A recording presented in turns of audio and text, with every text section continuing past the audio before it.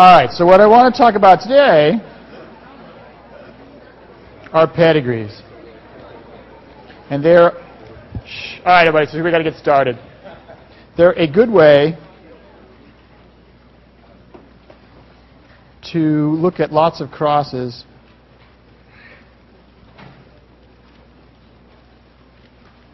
with few offspring. So, for example, especially human families. Right? That is, human families typically have many generations, and each generation is a cross, at least one, if not more than one. And you have typically human families have a small number of offspring. It's not like VGL, we have 30 kids in a family from one pair of parents, but you have a small number. So it's a nice way of keeping track of things. And just to be 100% clear that we're all on the same page, the symbols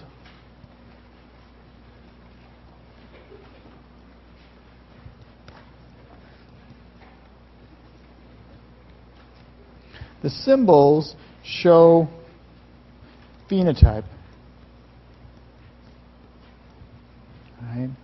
And you must deduce the model and the genotypes. Okay. So some of you may have seen pedigrees where they show carriers. It has a special symbol for that. We won't do that because a carrier, as we'll talk about later, is a genotype. You can't tell a carrier by looking at them. So when we do stuff with pedigrees, it's strictly what you can see. Do they have the disease or not? And so they can be unaffected, which is sometimes called normal, or you can be affected, which is disease, and then you can be male or female, and males are square symbols. Shaded in means affected, unshaded is unaffected. Females are circles, shaded in, oops, sorry, I got the backwards. There we go already. So normal is unshaded, and diseased is shaded. And likewise the reverse here, so that the circles are females and shaded circles are affected females. And I say normal and disease in quotes because it gets complicated, because disease has a certain level of prejudice associated with it. Also, it's a little bit more complicated than that. So my youngest son has red-green color blindness. Is that really a disease? And it's a little hard to call that disease. It's not, this doesn't have the same color vision as most of us, but it's not really a disease state. And also, if you want to get into things like blue eyes, brown eyes, it's really hard to say which one's normal and which one's diseased. It depends a lot on where you come from. So sometimes we'll say affected, sometimes unaffected. Normal and disease is sort of a shorthand, but it's actually affected and unaffected are a more accurate way to do it. All right. So what this leads to, and I started talking about a tiny little bit yesterday on Monday when I talked about hemophilia, is there are a set of diseases that humans have that are inherited. And the pedigrees are a good way for looking at them. So inherited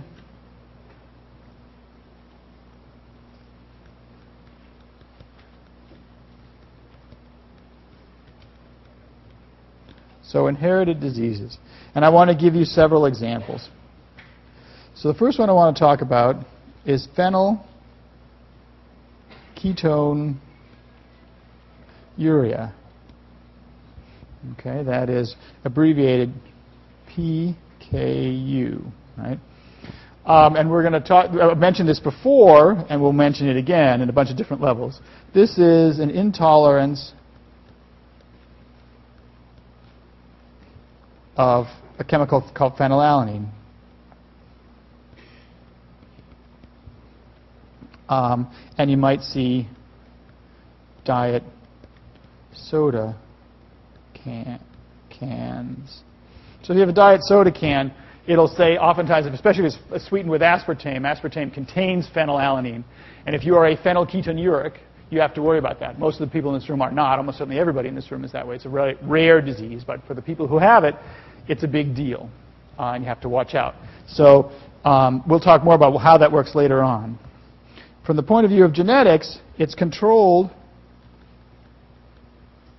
by one gene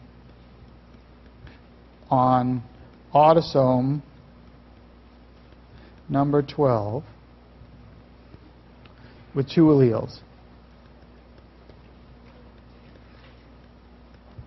So what does that mean? It means it's on an autosome. That's the kind of chromosome that everybody in this room has 2 copies of, whether you're a he or a she. So the inheritance of phenylketonuria is not going to matter. It's not going to depend on gender. It's not going to be sex-linked. It's going to be what we call autosomal. Right? That it happens to be on chromosome 12 doesn't mean anything. It could be on any particular chromosome. Nothing special about where the gene's located. Just gave you the numbers so you know you have 23 chromosomes. It happens this one's on number 12. And it's found in the same, everyone in this room has 2 copies of chromosome 12, one from mom, one from dad, and each one has a copy of this gene on it. And so if we do our sort of usual allele and contribution to phenotype table, then it's kind of a cliche to use these, but you can say big D is unaffected and it's dominant, or you could use P's, in either case, affected, that is PKU, and it's recessive, okay, and it's simple dominance.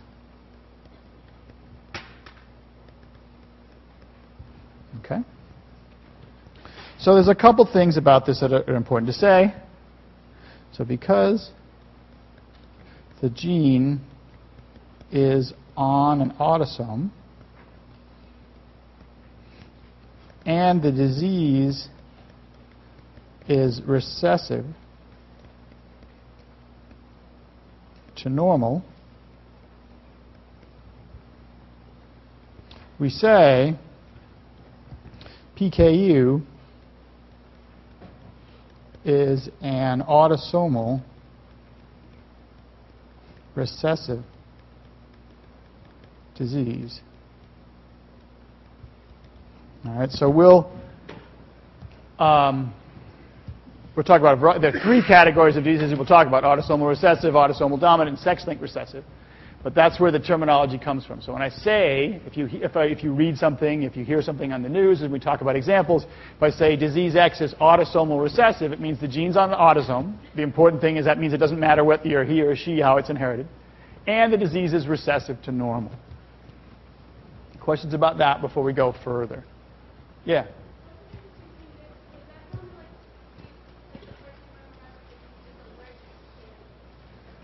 Does it tell you the person's allergic to phenylalanine? It actually turns out that if they eat too much phenylalanine in their diet, they get brain damage, it turns out. Other things. Yeah? The contribution to phenotype. No, so the big D allele's contribution to phenotype is that it gives you normal phenotype, and that's dominant. So it's contribution to phenotype. All right. So, yeah.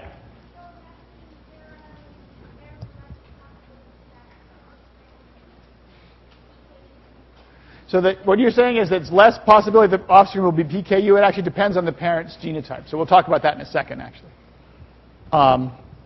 It means it is rare because you have to have 2 copies of the disease allele, which is that's definitely true. So let me give you an example of phenyl. So we say we have Fred, and he's unaffected,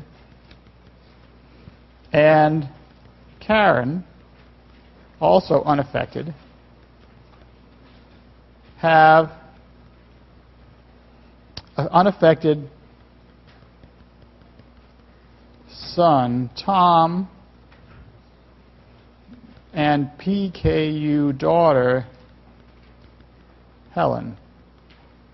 And I want to know their genotypes. All right, so I'm going to write this out in sort of classic pedigree form. Here's Fred. He's male and unaffected. So for Karen, what does she get? Square or circle? Filled or unfilled? Unfilled, because she's unaffected. Karen. And then their children, parents, children, their unaffected son Tom, square or circle? Square, filled or not filled? Not filled. And daughter, so this is Tom and Helen. Right, she gets a filled circle. All right, cool. And we want to do their genotypes. All right. So let's do those. I'm going to do those in a different color so it's a little more obvious. What's